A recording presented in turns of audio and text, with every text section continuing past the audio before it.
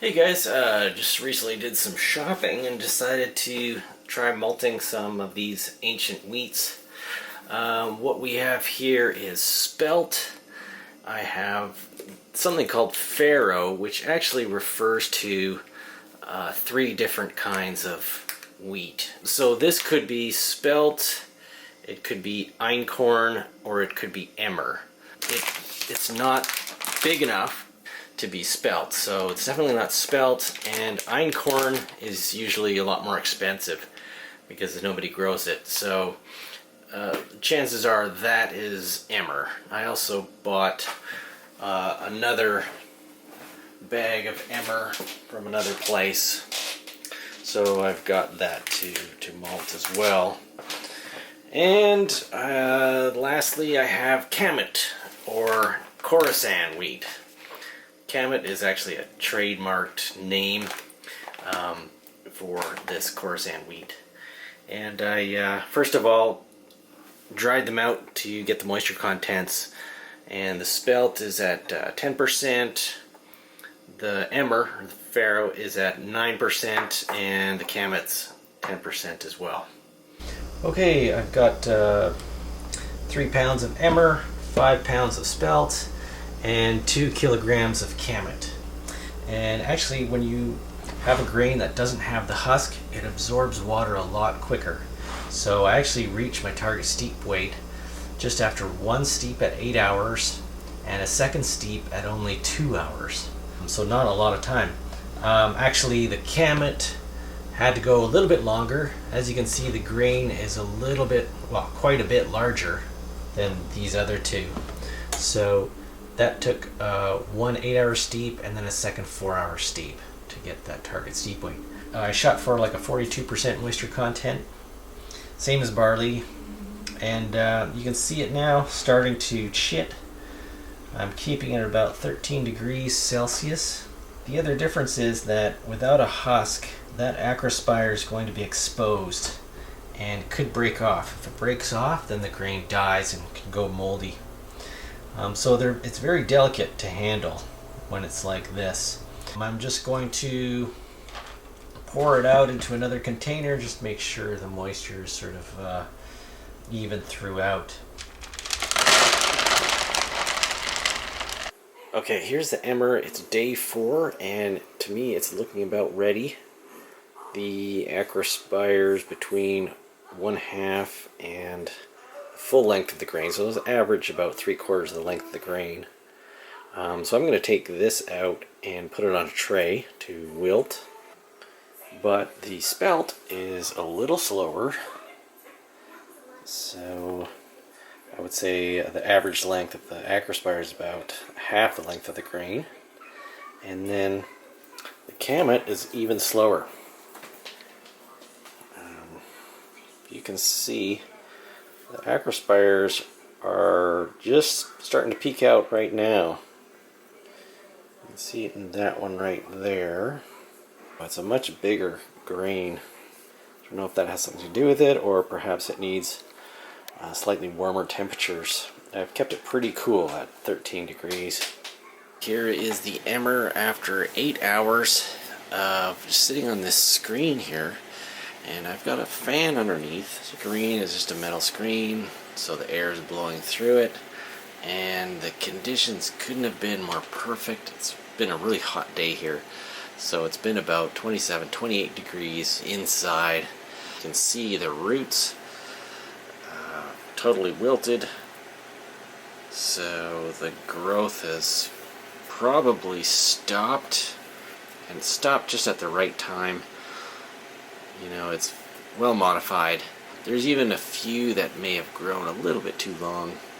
Okay, so the emmer's been on the screen for 24 hours with the fan underneath. Right now, the weight is at 2 pounds and 15 3/4 ounces.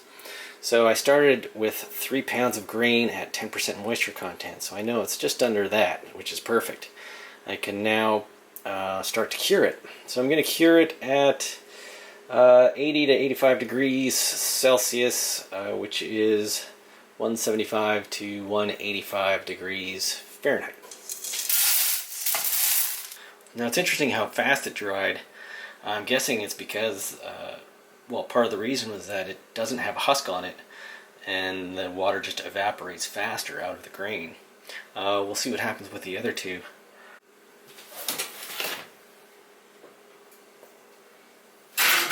Okay, so here's the Emmer, and it spent 2 hours at 175, and then an hour at 180, and then another 2 hours at 185. This is day 6 for the Spelt, and the acrospires grew quite a bit overnight. I would say the average length is about 3/4 of the length of the grain. And if we are to take one of these and break it apart,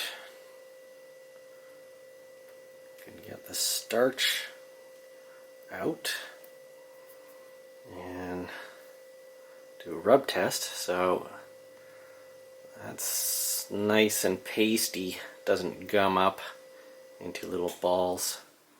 So I would say that's done. I'm going to put it out on a tray just like I did with the Emmer.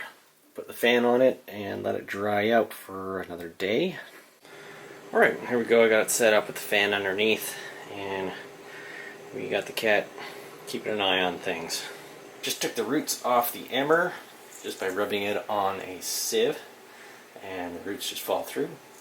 So that's all done. And I've got the Spelt here, which is now at just below 10%, or maybe around 10%. And I'm going to start kilning it.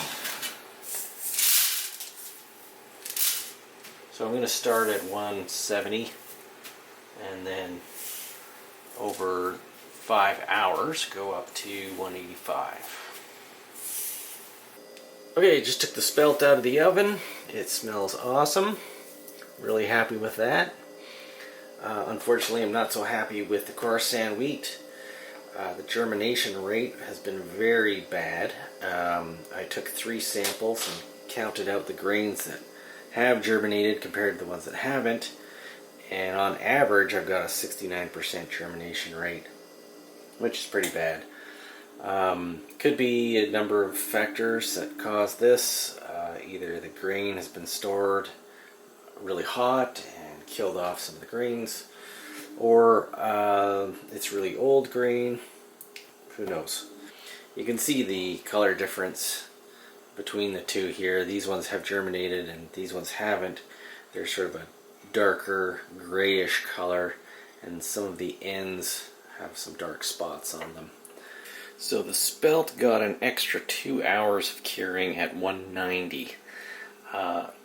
For the first 5 hours it went from 170 to 185, but I found the roots just weren't coming off. They were still kind of malleable, and they wouldn't go through the sieve when I tried to get rid of them. So another 2 hours at 190, and they seem to be coming off a lot better.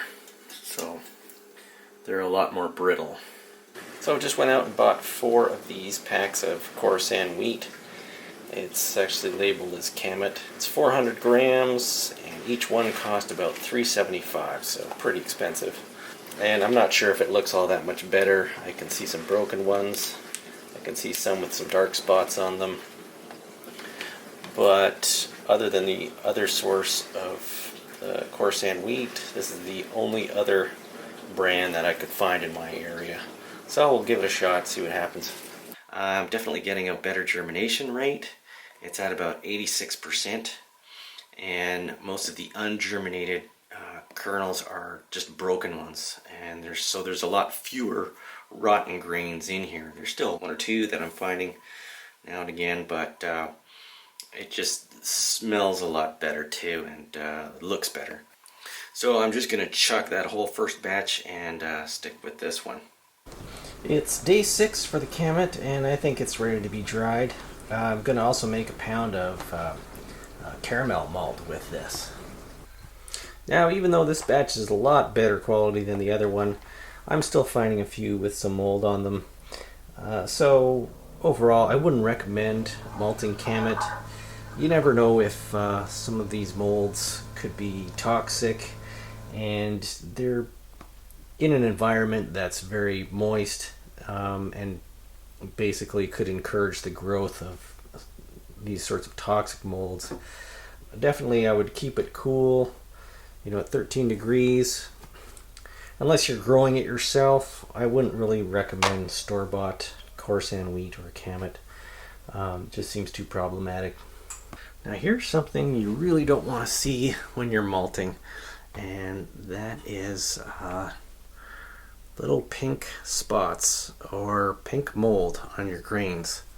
What that is actually Fusarium, and that can create mycotoxins and something called DON, which is also referred to as vomitoxin. It's referred to as vomitoxin because it actually makes animals sick. It's not something you want to see in your barley or wheat. I managed to go through all my wheat here and try to find any other grains that have some pink on them. And I've picked out, I don't know, all of these, which look pretty nasty. Some of them are almost black. A lot of it comes from growing the grain in a humid environment, in a humid area that's very hot. And then you're putting it in conditions when you're malting that are just perfect for the mold to develop. It's in a wet environment that is not very ventilated. If it's not cold enough, it's just the perfect place for mold to grow, especially on little broken pieces of grain. So I'm doing up about a pound of Kamut, and I'm just going to put it on a pan, cover it with tin foil, and put it in my kiln. I find doing it in a pan like this distributes the heat more evenly throughout all of the grains, and that way they all hit that temperature of 158.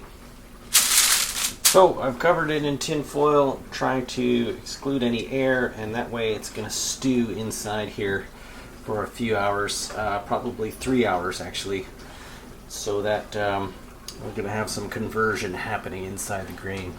Okay, it's spent about 2 hours at about 158 or so. It's just gone a little bit higher now, 159.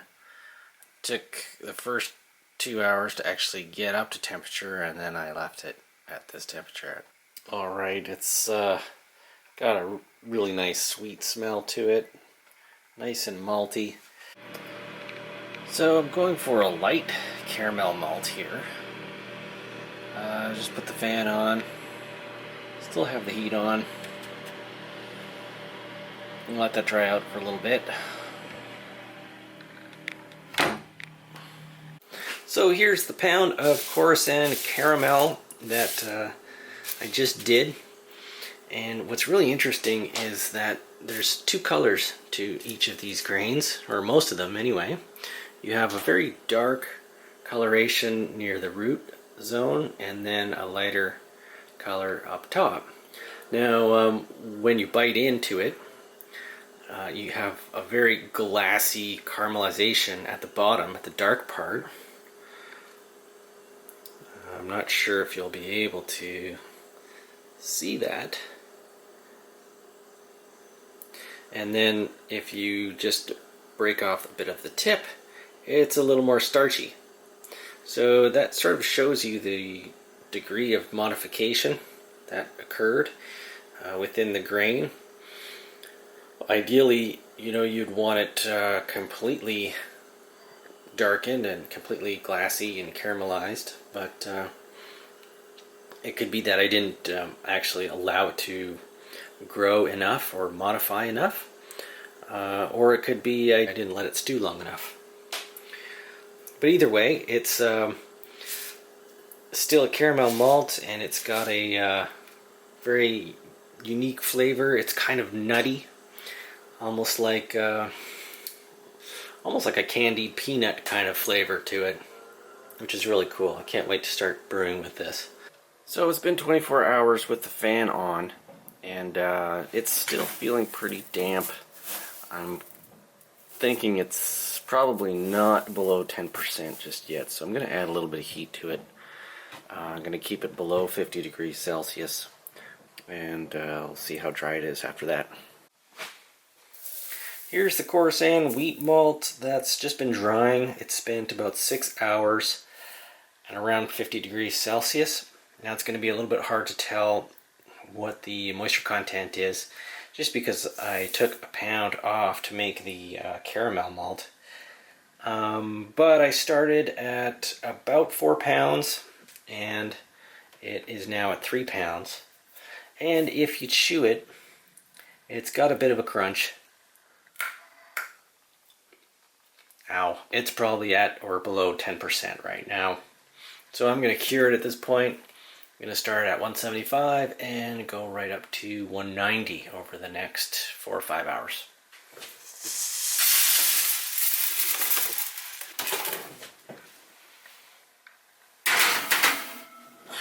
Okay, so here it all is, all finished. Here is the malted Kamut. Problem with this is it is hard as a rock, this stuff. It's even hard to chew. So we'll see if that actually makes it through my grinder. Yet another reason I wouldn't recommend malting with this stuff. We got the spelt right here, and the 1 pound of caramel Kamut, and then a couple pounds of malted Emmer in here, and that's all ready to go. So I'm ready to make some beer, but this video is way too long anyway, so I'm not going to do it on this one. I'm going to save that for another video. Let me show you what I'm planning. I've got some Citra hops, some Galaxy, and 2 hops I haven't used before, Mandarina Bavaria and Azaka. So the theme is ancient grains with modern hops. So until then, thanks for watching.